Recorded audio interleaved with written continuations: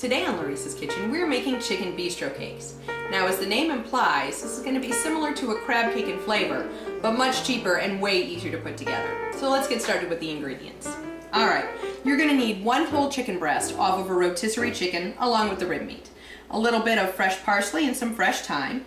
You're also going to need a couple of stalks of celery, and this is a good time to use those inside ribs that have the leaves, finely chopped up, along with one medium onion. Now this has been sweated down in about a half a stick of butter along with a little bit of salt and pepper. You got to be careful with this. We want them soft, not browned. This also needs to be cooled before this goes into the rest of the mixture. We've also got some fine breadcrumbs. We'll use those as our binder. Now, for our sauce, we are going to use mayonnaise, 4 whole eggs, and of course, some Old Bay seasoning because we want ours to taste like crab cakes. So let's get started putting this all together. Alright, with your breasts, we do not want these to be cut really finely because otherwise they shred and you can't see any of the chicken or can't taste any of the chicken by itself. So you're going to have to walk a fine line between finely cut up and coarsely cut up. So you can see about what I've got here, about dice-sized pieces. So let's go ahead and finish cutting up the rest of our chicken.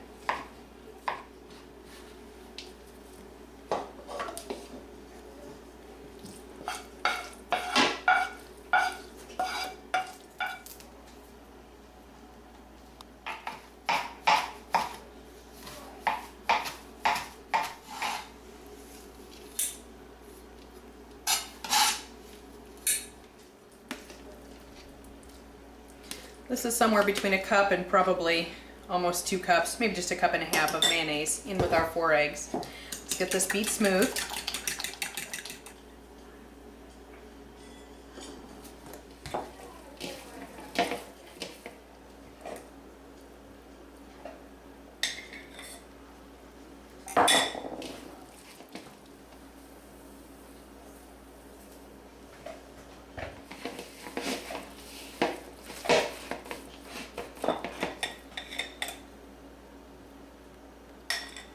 Okay, this is about the consistency that you want. You want it to be able to stick together, and we want to make sure that this is properly seasoned. So since all of the stuff in here is cooked, I'm just going to take a little bit of it like this. Yes, not too salty. Alright, that's good. Okay, let me get my hands washed and then we're going to start forming these. Alright, now I'm going to be using some fancy equipment here. Instead of using a regular gourmet food shaper, I'm actually using a piece of PVC coupling. It's got a 3.5 inch diameter. This is a perfect item to use. You can pick it up at a local hardware store. You don't have to go find a specialty homeware store. And they're easy to clean, and they're nice and thick and sturdy. They're not going to bend out of shape no matter how hard you squeeze them. So we want to make sure nothing sticks on the inside of this. So I'm going to go ahead and just give this a quick spritz with the non-stick cooking spray, and then we are going to form our patties in here. Now I should get about 10 patties out of this. We'll see. We want them to be about a ½ inch thick when we get done forming them. So I'm going to put about a handful, about a baseball size in there, and just press it down. Then I'm going to lift it off. Okay, that's about how we want it. So let's keep going. Alright, this last one wasn't quite big enough, so I actually have a 2¼ inch inside diameter one too, so I used a smaller one. Alright, so now the thing about these bistro cakes, we can't start frying them right away. We have to let them set up. So we're going to put them in the refrigerator for a minimum of 15 minutes. It would be much better if you put them in there for a couple of hours. Alright, we're getting ready to fry these bistro cakes. Now I like to fry my bistro cakes in butter and canola oil. I like the flavor of the butter, and the canola oil keeps the butter from burning. So we're not going to deep fry these, but we do want to make sure that we have about a1/4 inch of oil in here when it's all said and done.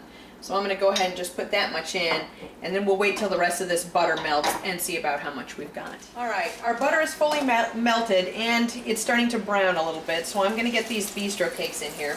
Like everything else, we don't want to overload this pan, so I'm only going to cook 2 at a time. Okay, we're getting ready to turn these over. It's been about a minute and a half. Do not be afraid to use your fingers. We want to treat these gently.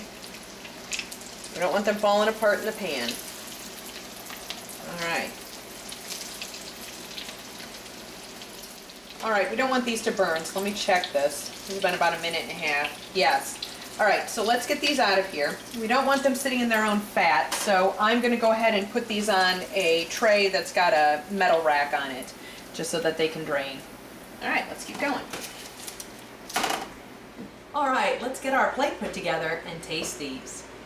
So I'm gonna go ahead and put down a couple of scoops of tomato concasse. This is just diced tomato with a little bit of garlic and crushed red pepper. And I'm going to go ahead and put a couple of these on here.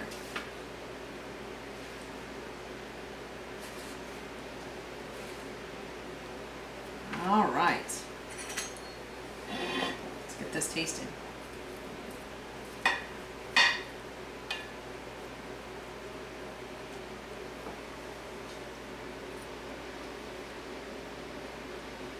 Mmm. Oh. Mmm.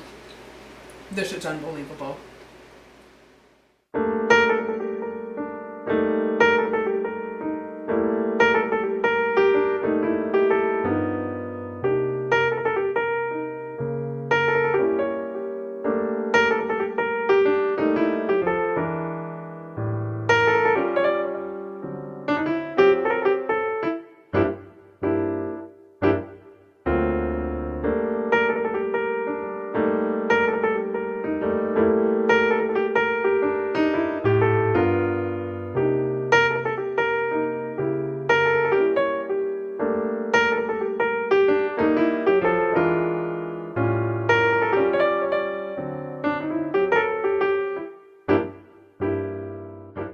Hello. Today on Larissa's Kitchen, I'm killing my chicken. Boys, be quiet! That was definitely going at the end.